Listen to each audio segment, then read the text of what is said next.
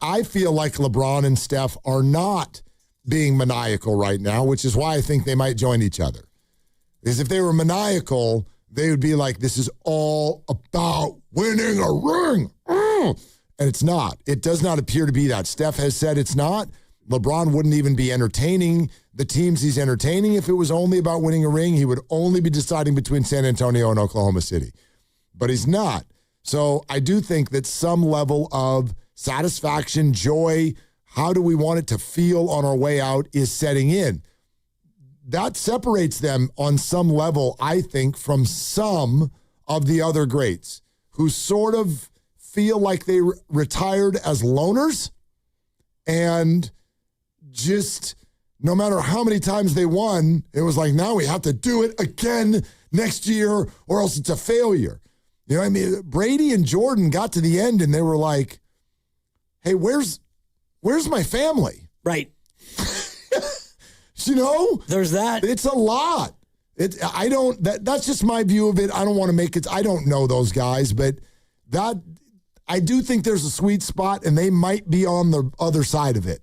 Tiger Woods is a great example. Another one. Where he was maniacal about training with the Navy SEALs and getting his body to be the strongest and be the best and all phases of the game, and he was, and yet even when he then got married and started to have a family, he started dining at the Waffle House and everything kind of went awry. So the balance, it's very rare. It's very rare to find that balance, and that's why you look at Steph and it's like he might be the GOAT in so many ways. The most balanced. Right, the most balanced of them all. He's a husband and a father and a humanitarian and also maniacal about his craft. Right. I mean, like, doesn't Joe Montana still sound a little pissed?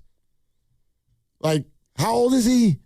Oh, 65? Something like that, yep. Probably 65. And he's still pissed. And there's still a little of that chip. Got that chip on the old shoulder. Like, dude, I don't know. Like, we may have let it go by now. Depends on... Things all went pretty well for you. Yeah, and for Steve. But, yeah. Now, Steve is an example. And I don't want... Steve Young, we're talking about. Steve Young, I don't want these guys to feel like I'm saying they're not tremendous competitors. Because they, too, they've got that dog in them for sure.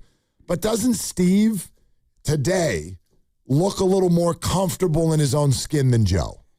I think so. And I've spent more time with Steve, so it's easier for me to say that. I've only seen Joe 5 or 6 or 7 times, and, Joe cool. And it's different when you see him in public or in private, but Steve Young is every bit of a relaxed guy that you would think he was when you talked to him on the radio. Yeah.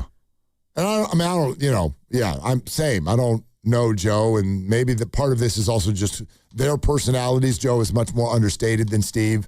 Steve is a much more just kind of comfortable conversation or whatever, so maybe that's it too.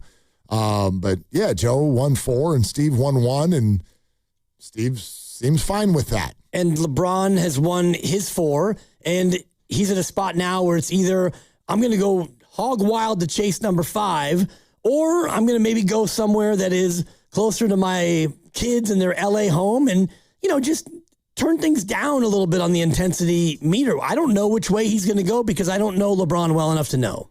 Warriors inching toward being the favorite on Kalshi. Love to see it.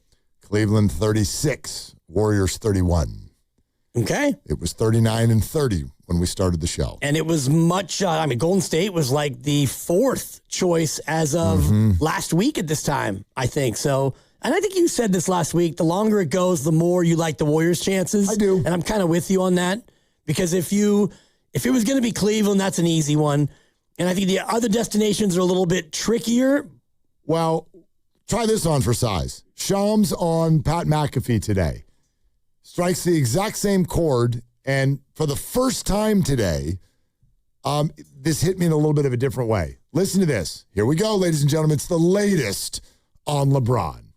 LeBron's got a string of events. He's got Fanatics Fest today. He's got some CNBC stuff. He's got Time 100. He's got multiple different podcasts. tapings and all this stuff, I don't know if I'm holding my breath for an announcement this week. But I think as we get into next week, I do think this process is getting closer and closer to the end here. LeBron James has all the information that he needs to make a decision. All the GMs, the owners, the presidents, they've all made their pitch through Rich Paul, his agent. Interestingly enough, LeBron has had multiple different owners and GMs, about three to five, that have sent voice memos to him via Rich Paul. So they'll send it to Rich Paul, and then he'll send it to LeBron James. And so we're looking at a group of teams, the Cavs, the Heat, the Warriors, the Sixers, and the Timberwolves.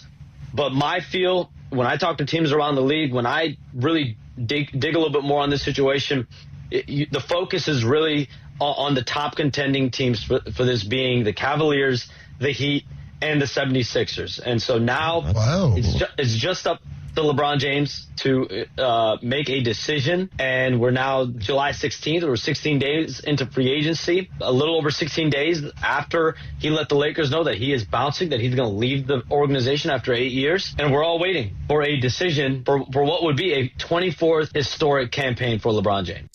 Whole minute, 21 seconds, not one mention of the Golden State Warriors. Right. And he has all the information. He thinks the decision is close and all the rest of it. And so, yeah, he either is on the money and we're all chasing after our tail about this, or it's just a misdirection. You know, the old, it's kind of like when, Shanahan and his offense, we're gonna send McAfee in motion this way, and then we're going to go ahead and shift use check up on the line, and here comes Debo in the short motion and the jet sweep, or we're going to fake it to Debo, and then McCaffrey, it's an end around, and now he's going to throw it, and Juwan's open. It's like, what the hell? Just throw it to Juwan. Do our thing. Why does Shams have that information? Why is he being told to go out and say it's between Philadelphia, Cleveland, and Miami? 3 teams that, to my knowledge, all have the ability to just sign LeBron. Right, as do the Warriors. They do. So why would somebody be sent out to the Pat McAfee show to say that it's Philadelphia, Cleveland, and Miami? Meanwhile, the Warriors fire up the Kalshi board. Right. And that's just investors who are trading on the idea. Right, but why? What's motivating them? Why would Shams be saying this while we repeat it? And by the way, he tucks in, don't expect anything next week either. Well, I thought he said that he expects the decision to come soon. Yeah, but I guess that's relative. Define soon. Right. He said he doesn't think it's happening this week, but maybe next week. Maybe. Yeah. I can't help but look at, for me, the most simple thing, and when you cook and when you're done cooking, you look in the pan and you see what's left in the pan, and that's the essence of the dish, basically. You serve everything out of the dish and you look, and whatever your sauce was, that's what's left in the dish. And so for me, it all comes down to that.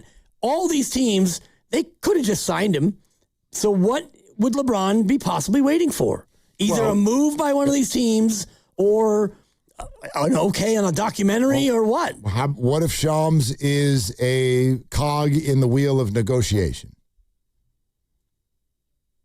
I mean, so the Warriors are going to hear that report and pick up the phone and call Washington and say, 4 first-round picks. Shams doesn't think we're in it. The Warriors are very well aware of where they are. LeBron is aware of where he is, and the Wizards are aware of this, that, and the other. Everyone's aware, I'm sure, of where they are.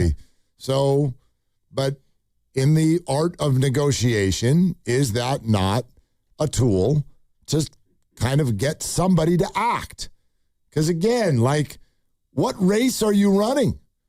There's Cleveland, Miami, and Philly. Well, they're right there. They're in Cleveland, Miami, and Philly.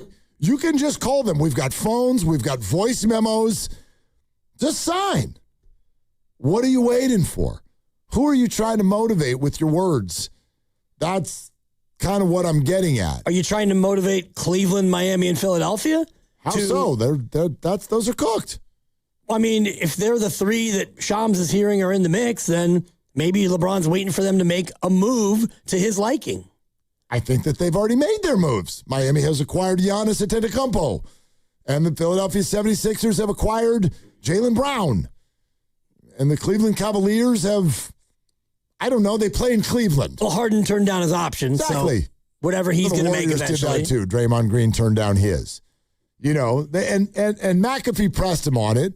Okay, what about the Warriors? The issue, I think, when LeBron James, when you look at that team with the Warriors, is that team, if he's there, is that team good enough? And I think that's the big question. Happiness is the word of the day in terms of LeBron James. But what encapsulates happiness? It's a bunch of things. It's being on a team that has a chance to compete. It's giving yourself an opportunity to win and win big. And that's why a lot of the focus has been around teams that are positioned right now. If you add a LeBron James to the Cavaliers, that's a hole at 3 position that they need. You add him to the Sixers, he slides right in the starting lineup. That's a contender. Cavs, contender. Heat, complete contender the moment he gets there. So, the Warriors would need a little bit of work still. And the big thing with the Warriors was packaging LeBron James with another star player. And that's when you would get LeBron James's attention. That's the idea. And that's when the Warriors went into free agency. Can we start a big 4? Steph, Draymond, LeBron, and Anthony Davis. We know the relationship between AD and LeBron goes deep. And so are you able to get that done? And so far, we're 16 days into July. There's been no